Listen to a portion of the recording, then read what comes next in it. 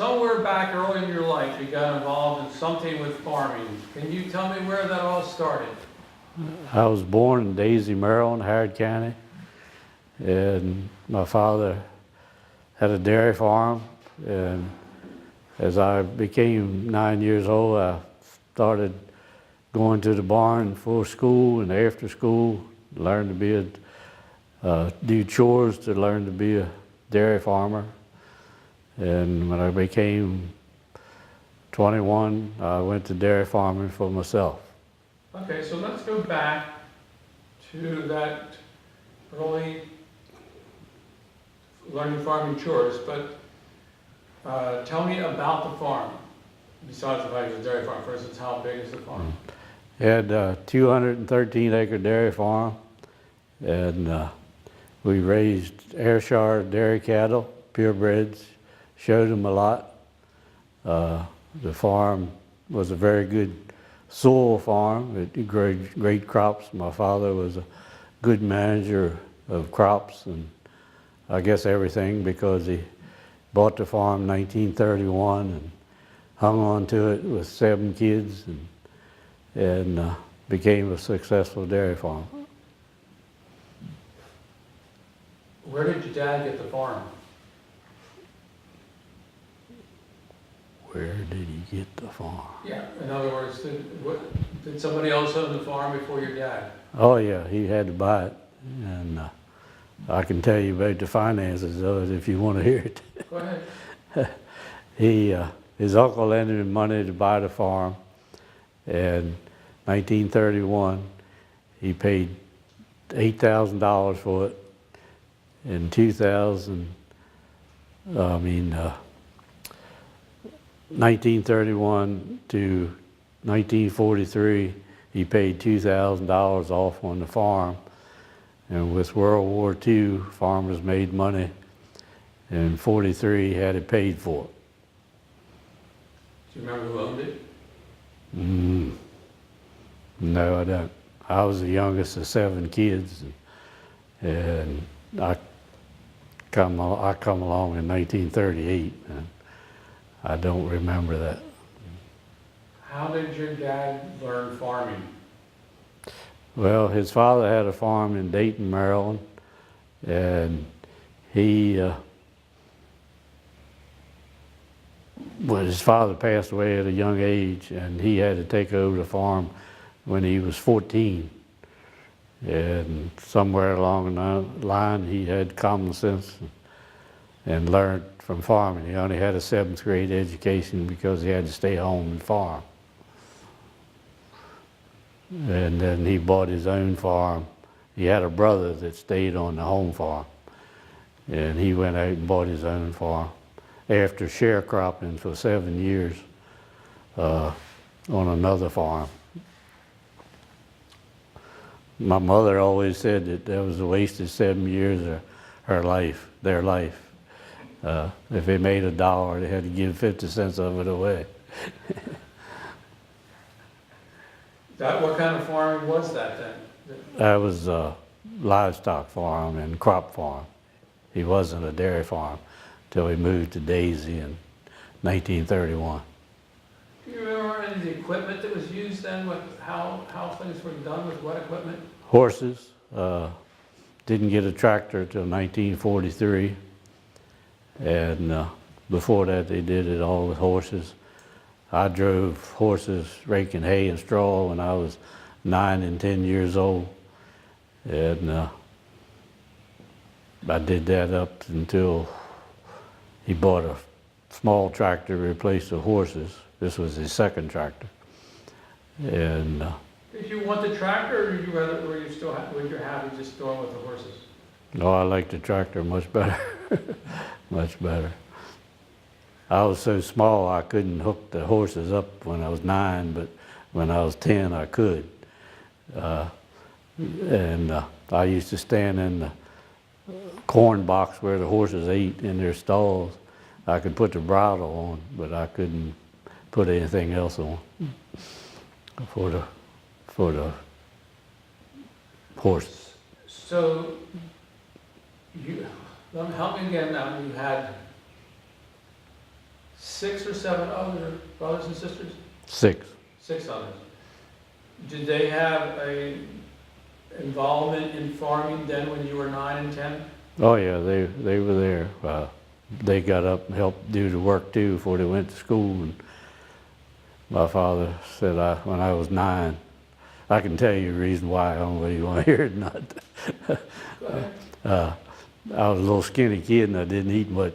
My dad said, when you become 9, you're going to the barn with the rest of us. And So for years you kept hearing that I can't do this now, but when I'm 9, I've got to start doing this work? yeah, but he wanted me to gain weight. I ate more, but I didn't gain weight. I was still skinny. You said the other children did chores early in the morning. What were some of the chores? Well, they had to milk cattle and feed hogs. They had a lot of hogs. Eventually it got into the purebred Hampshire hog business. But we didn't have very good facilities for those. And when my brothers got out of high school, they said that we either got to build a better facility for the hogs or just go with the cows. So they added on to the dairy barn and milked more cows and got out of the hog business. And how many cows did you have? They had 60, I think. That was it'd be in the 50s, 1950s. And they But- were on but how I many had- acres? 213. And they had, there was 2 brothers there with my dad, and my dad got in politics, and he was sheriff of Harrod County for 8 years, and then he became clerk of the court for a few years. And so he turned the farm over to 2 of my brothers, and he always said he didn't make any money in politics, but it taught my brothers how to be responsible and make decisions on their own because he wasn't there. Did you ever hand milk any of the cows? Yeah, I was very young, and we had a couple cows, wasn't giving much milk. And Dad still had some grade cows. They had big tits, and they were almost finished their lactation. And he'd send me over to milk these couple cows. Thank God they didn't give much. But my hands were very small, and they had big tits. I remember that part. Do you remember what you sat on when you milked the cow? Yeah, we had metal wooden stools, and then my dad always liked to sit on a wooden one. And I think I used the metal ones.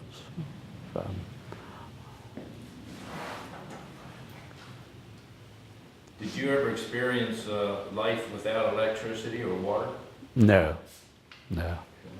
My father. How about your father? Yeah, they did. Matter of fact, I think when they were sharecroppers, they didn't have electricity. They pumped water with I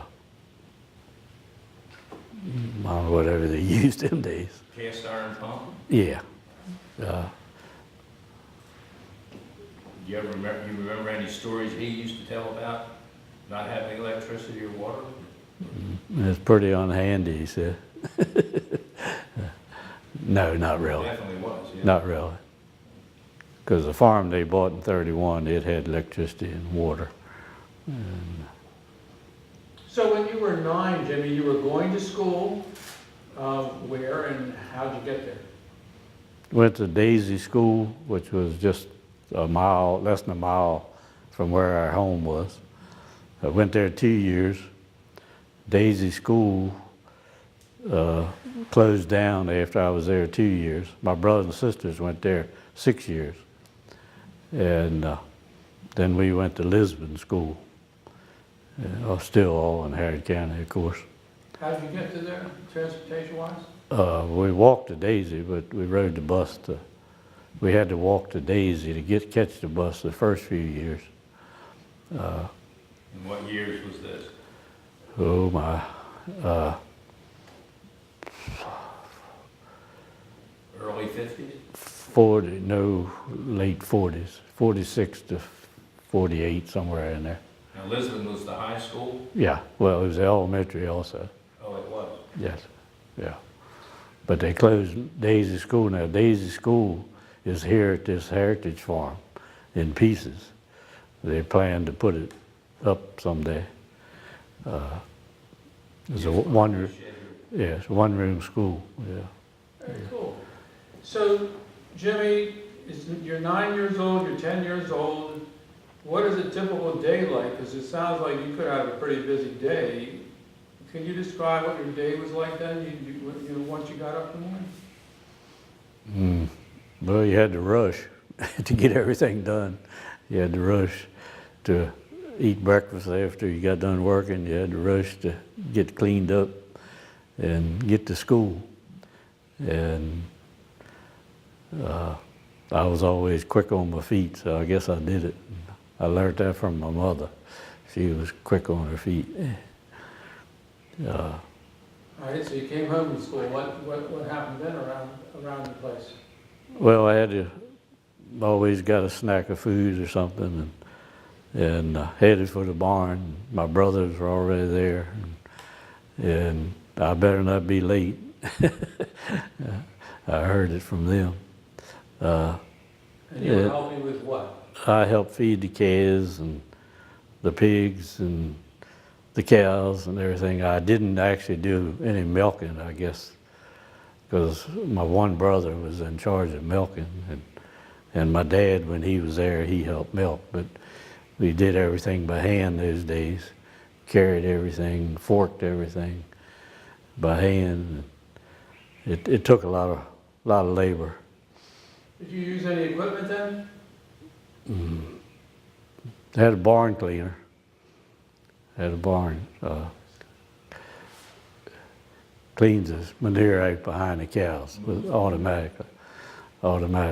And then it discharged it into the manure spreader? Yeah. Mm-hmm. That's What kind of manure spreader did you have? new idea. Rubber wheels, steel wheel? I can remember my dad having a steel wheel. He pulled with horses. But then when he got a tractor, we got a more modern manure spreader. And it probably had a power takeoff? No, it didn't. It was ground driven at first. Matter of fact, the whole time I was there, I think they only had ground driven. Because when I went farming on my own, it was the first time I had a power takeoff manure spreader. Do you have any experience with thrashing? I can remember them doing it in that air farm, and my dad always took the dirtiest jobs no matter what. He ricked the straw, I remember. And he used to get prisoners from German prisoners would come and help do the thrashing. He hired a thrash machine and a big tractor to pull it. And I can remember him filled the granaries up much as they could without bags, and then what was left, they bagged wheat in big burlap bags. And Jim, where did these prisoners come from, and where did you pick them up? Just from what I understand, they had to, I think, get them at Ellicott City. They'd get them in a pickup. Somebody would bring them there in a pickup. And one story, I don't know whether you're interested or not, the prisoners, they'd lay their lunch on a closed-in porch at our house. And my mother went and checked to see what their lunch were in bags, army-type felt bag. They'd have peanut butter, apple butter sandwich just jammed together, and that's all they had to eat, just one sandwich. And my mother brought them in the house and set them down to table for a big dinner for the thrashing hands and also the prisoners. And they were very thankful for that. They couldn't speak English, but they practically bowed down to my mother that they appreciated good home cooking. What do you remember some of the things that the prisoners did? I think mostly they were out in the field with the shocks of wheat, loading them on wagons. Did you use the binder? Well, it was already cut and shocked. beforehand. They shocked the wheat, cut it. My father and my brothers did that part. But when they come to with the thrash machine, and then they would bring it in load by load, run it through the thrash machine, and they did it. And one guy had long forks. They'd throw it up high with 3-pronged forks. They'd throw it up high, and then one of my brothers would help pack it on so they could get a big load on it. But anyhow, one of the forks prongs, the German guy stuck my brother in the hand accidentally. And he practically cried and begged that he didn't do it on purpose so they wouldn't punish him. And nothing ever came of it, I mean. So in fact, these shocks out in the field, shivs that went to the thrash machine, Right. they were cut with a binder first. Yes, yes. You remember anything about the binder? You pulled it by horses or by tractor? He pulled it by horses, I think. I'm not sure about that. I'm sure they did it with horses before I can remember, but they could have used a tractor, but I don't remember. So if the horses took the wagon loads into the thrasher, they probably pulled the binder. Well, the binder was all done when Right. that part of the work was done ahead of time. When you were helping as a farmhand, when you were 9 and 10, did you go to 11, 12, 13, 14, 15? Oh yeah, oh yeah. Tell me a little bit more about how much time you spent working that farm.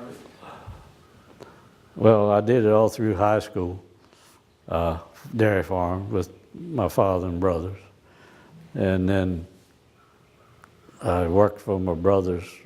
Like I said, they kind of took over the farm when my dad got in politics. And I worked for them. And then I got to be 20, and I realized that I wasn't going to get to make any decisions because my older brothers did. And so I had a girlfriend in Gaithersburg. I went to work, was a herdsman for an 80 cow herd in Gaithersburg. And I did that for less than a year, and I had to put up with a lot of hard help. I wasn't used to that. And so then I decided I wanted to go farming for myself. And I don't know if you want to know this far ahead or not. Yeah, we're going to go there in a second. Let me just go back to I hadn't told you much in how between. the farm itself grew when your brothers took over. Did they grow the farm any when your brothers took over? They probably milked a few more cows than they had when my dad was in charge. They probably got up to maybe 70 cows. Did they get any new equipment? Yeah, they did. They bought more tractors, more modern equipment, modern hay buying. They put in a hay dryer, New Holland hay dryer. They dried their alfalfa hay. It looked like it was so pretty. It looked artificial, and that was right after they did that is when I left home. But they made a lot of good hay. It was, like I said, it was a good farm and grew a lot of good alfalfa and a lot of high protein feed in alfalfa. It saves a lot of money on buying protein from other sources. Yeah. Do you remember the model tractors that you had? Yeah, they had H farm or M farm or I think it was a Super M. But the first tractor they bought was an Alice Chalmers WC. The first one they bought. The little village of Daisy, close to where we were, Roby Mollick sold Ford cars, New Holland equipment, and Alice Chalmers tractors. But then he got to be friends with Billy Owens through politics. My dad did. And he started buying international farm mower tractors and equipment. So we're saying that during the time your brothers are running the farm, you began to understand that you couldn't make any decisions yourself on the farm's growth or the farm's operation. And so then you started to realize, I mean, how did you then go about and say, I mean, I don't know how you went about and said, well, this is it, I'm going to do my own farm. Well, I made that decision after I'd left home, and I'd like to say I wasn't used to working with hard help, and I didn't real happy about that, so I wanted to do it for myself and get married and raise a family. So that's what we did. So how'd you go about structuring your own farm situation then? Well, I wanted to rent a farm in Harrod County somewhere or Montgomery County. My wife was from Gaithersburg. It was when Columbia was getting off the ground. No farmers would fix up a place so you could ship milk and milk 30 or 40 cows. And my dad said, look around, maybe you find a farm to buy. And I laughed at him and I said, what the heck am I going to buy a farm with? I did have a little money because I sold my 4-H air showers to my brothers when I left home. And I had a few dollars. And so we did look around, see if we could find a farm to buy, and we found one in Emmitsburg, Frederick County. The man said, if you buy my cows and machinery, which I needed, and pay for them, he'd finance the farm at 100%. So it was an opportunity. It wasn't the best land in the world. It wasn't the richest farm in the world. My dad kept saying it was a good deal, but he didn't like the land because he had much better land, better soil than where we were in Emmitsburg. But he said to go for it, so we tried it, and we made it. Yeah, the Emmitsburg, that part of the ground starts to get red and flash. It's red land, red You can see land. it as soon as you drive through it. Yeah, it's red land. So that sounded like a challenge. How did you overcome that challenge? Well, it wasn't easy first 10 years. And we were trying to build a purebred herd. The herd that we bought there had 6 purebred cows and 6 purebred heifers, Holsteins. And I went with the Holsteins because they gave more milk.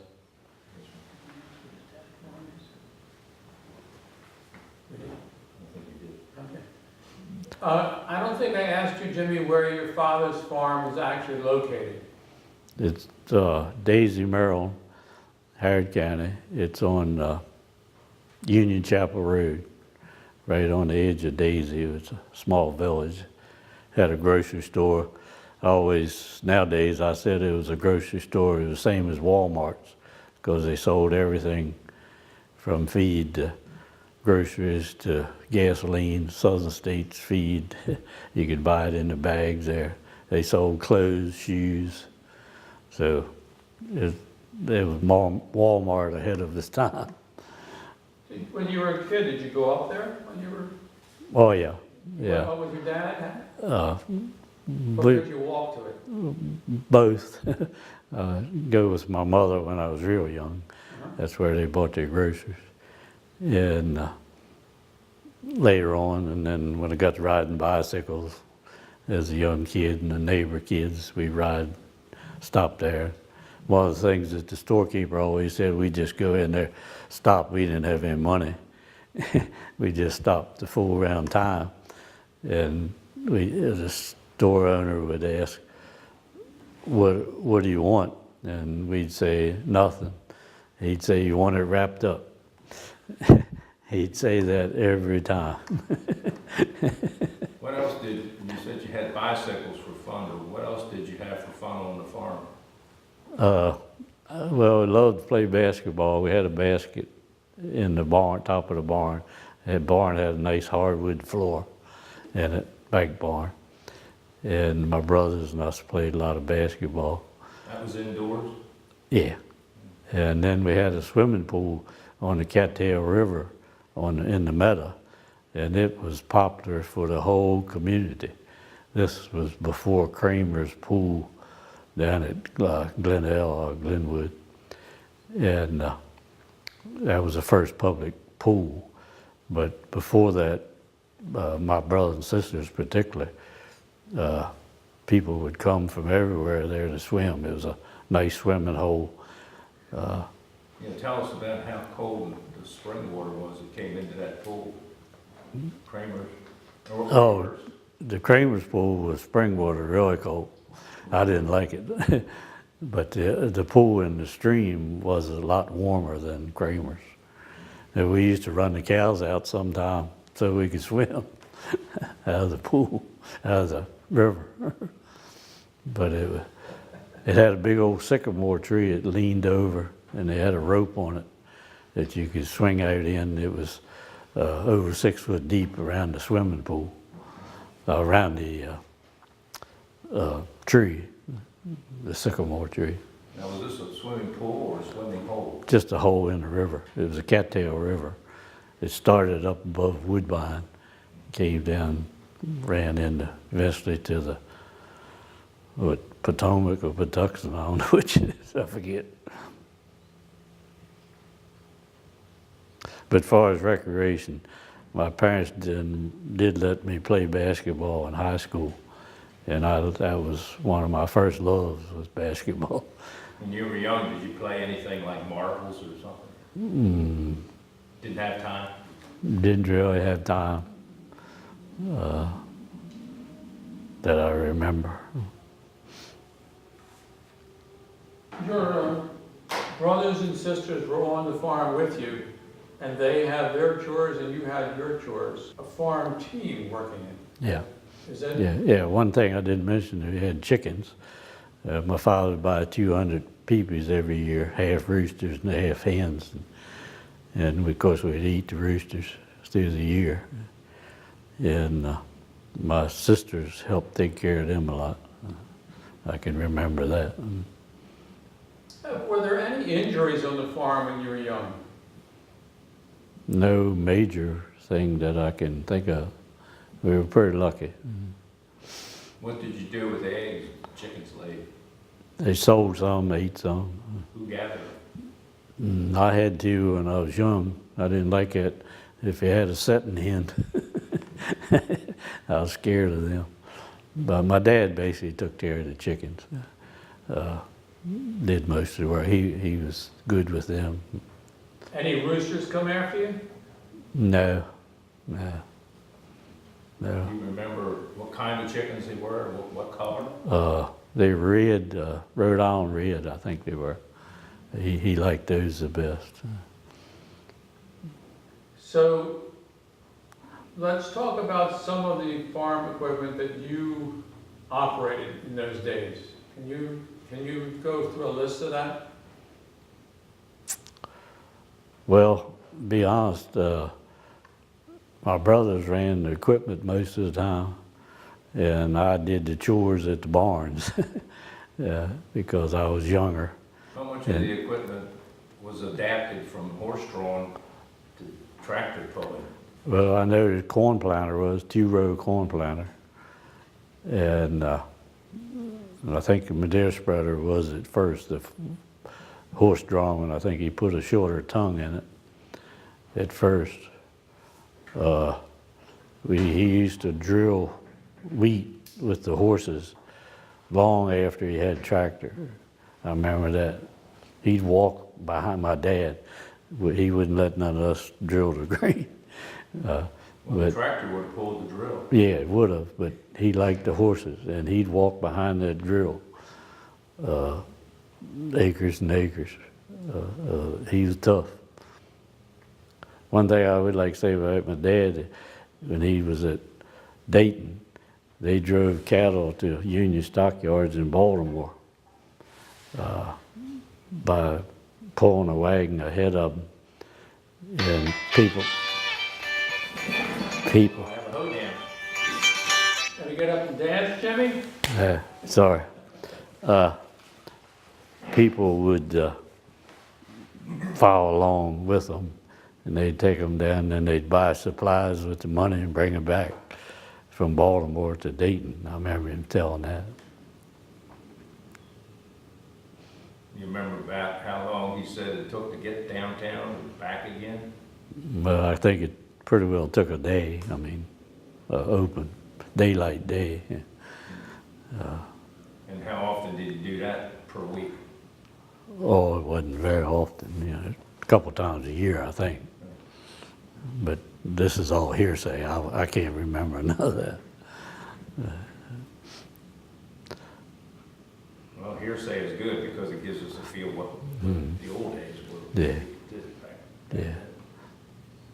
So when your dad was still on the farm and you were helping as a kid, describe some of the things you saw your mom doing. Well, she was a great cook, and my dad was a great gardener.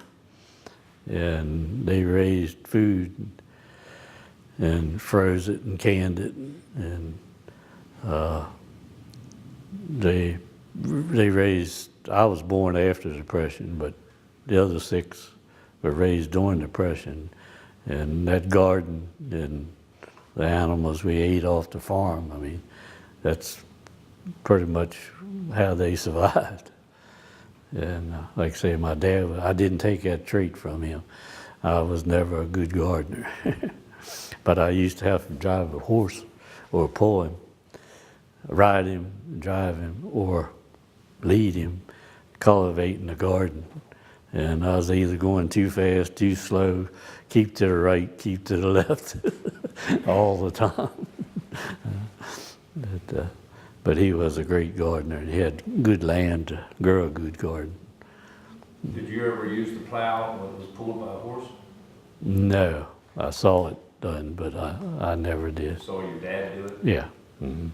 He bought a farm. He bought his second farm that way. He was plowing, and a neighbor across the road wanted to sell his place, and the farmer across the road said, he was plowing, my dad was plowing, and he said, "You just keep plowing, I'll walk along." So they made a round, walked along, and made an agreement on buying this piece of land. And then they stopped, and they went up the house, wrote a contract on the back of an envelope that they both agreed to, and they both signed it. I remember him telling that. That was for his second farm. Yeah, it was part of the 213 acres, but it was only a couple of years after he bought the first part. Could you compare farming in the old days to farming today? How you feel about it? Well, it's definitely changed, and used to be if a family could handle 150 acres more or less, that's about all they could handle. But nowadays, if you watch this RFD station on on television, the one guy can handle 3,000 or 4,000 acres with this big equipment, and chemicals help to save a lot of labor. But it's a big difference, and you got to have volume to survive. It's a shame it's that way, but that's the way it is. I don't care what business you're in. Do you have a favorite piece of equipment you loved to use when you were a youngster farming? I used to get a job raking a lot, whether it was horses or a tractor. I did a lot of raking, and I didn't do a lot of tractor work till I got on my own. Who were some of your buddies or friends as you were growing up? Possibly going through school, or your neighbors? Who were they? Friends? The names? Who were you friends with? Tommy Mollix, which father owned a Ford garage and a machinery dealership in Daisy. He was 10 years older than I am. We were both in the same grade, and then he eventually went to Charlotte Hall Military School in high school. And then Lambert Sissel, he's right known in here in the county. He was 10 days younger than me, and we were close friends. We played a lot of sports together, baseball and basketball, and we used to ride bicycles together. And then Bobby Warfield was a good friend. He lived where Brendels live now, on Union Chapel Road. He was a year younger than me. We were pretty close as kids, and we did a lot of bicycle riding together. Lambert, he was into horses, and we did ride horses some. I didn't have a riding horse. I rode my dad's, one of the work horses. But he had a nice riding horse. What's the difference between the riding horse and the workhorse? Well, one's made for a draft horse, made to work, and the other one's pleasure. I guess that's how you separate it. Yeah, they're muscular. Yeah, yeah. But is it harder to control one or the other? No, I don't think so. At least, I mean, some workhorses were pretty headstrong, but this one particular one that I used to drive raking, we used to have two, and one of them wasn't as quiet as the other one, and I always rode the quiet one. They're pretty much like dogs, aren't they? Depends how you bring them up. Yeah, I guess. Train them. Yeah, I guess. So you got out of farming at a certain point in your life? 1990, I quit dairy farming. I dairy farmed. What made that occur? I dairy farmed from 1960 to 1990, and I was getting burnt out. My sons didn't want to farm. They went and got college educations, and they didn't want to farm. If it had been a real great cropping farm, real good soil, I'd probably still be farming today. But it wasn't easy farming red land, and we made money. We got ahead. We sold over $1 million worth of breeding stock, and we tripled probably the production of the ground from 1960 to 1990. We grew a lot of alfalfa. The neighbors there said you couldn't grow it in red land. I grew it, keep it 7, 8 years. And but you got to put a lot of lime fertilizer on it. Could you tell us how you got involved with the dairy shrine? I was on the board of directors in the early 80s, I think. I was asked to be on it. And then I became president in 1988. I think I had that job 2 years. And then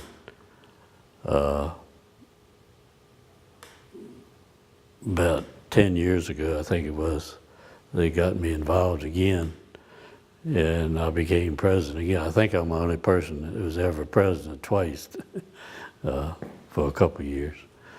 And then I was a director a good many years here, this second time. And then my father always said, give other people a chance at things, to do things. And I kind of took after him. I like to see younger people get involved and do things, give them a chance. And one reason I got out of Dairy Shrine was, as a director, was to give other people a chance. And then they got me involved with this new building they're going to put here on the Heritage Farm, to diagram how it should be laid out. They got me on this committee, and I've been involved again, although I did some things with Dairy Shrine to help make it flow without being a director. So what do you see future of Dairy Shrine? It's going to be in the museum, Yeah, and you're involved with putting it together. yeah, the layout of the room that we're getting. They wanted me to do that. I don't know how I got chosen to do it, but Charles Yeager asked me would I do it. But after I quit farming in 1990, I sold feed for a feed company for 10 years out of Pennsylvania. And we had, my son and I had bought 2 farms in Shippensburg, Pennsylvania. He moved up there and farmed when I sold the farm. And my farm up there, I just rented it out to a Mennonite fellow. And then eventually we sold both farms. One of them we developed for houses, which you probably don't want to hear. What sizes were those farms? My son's was 188, mine was 124 acres. It happened to be the same size. The first farm I bought in Emmitsburg was 124 acres. Well, Jimmy, you've done well. I Um, think we've got everything answered we need. Wasn't that fun? I say I'm not a smooth talker.